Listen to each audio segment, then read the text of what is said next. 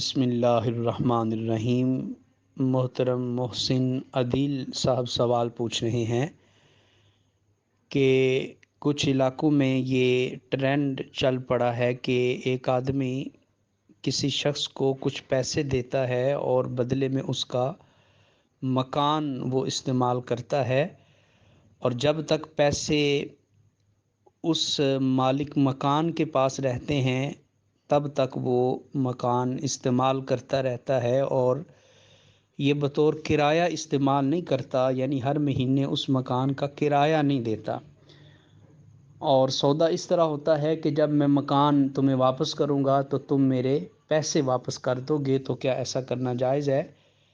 تو جواب یہ ہے کہ ایسا کرنا شرعی طور پہ درست اور جائز نہیں ہے۔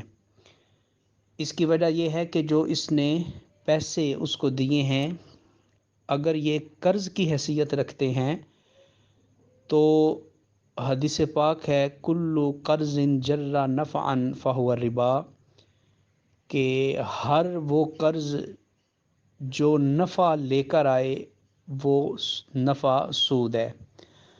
تو ظاہر ہے کہ یہ آدمی اس کو پیسے دے رہا ہے 40 لاکھ یا 50 لاکھ، اور ان پیسوں کے عوض میں یہ اس کا مکان استعمال کر رہا ہے مفت میں، اور اس کا کرایہ وغیرہ بھی نہیں دے رہا، تو گویا مکان یہ اس لیے استعمال کر رہا ہے کہ اس نے مالک مکان کو کچھ پیسے دے رکھے ہیں، اور ان پیسوں کے عوض یہ اس کا استعمال کر رہا ہے۔ تو یہ چیز جو ہے یہ درست نہیں ہے، حدیث کی روح سے یہ سود کی ایک صورت بن جاتی ہے۔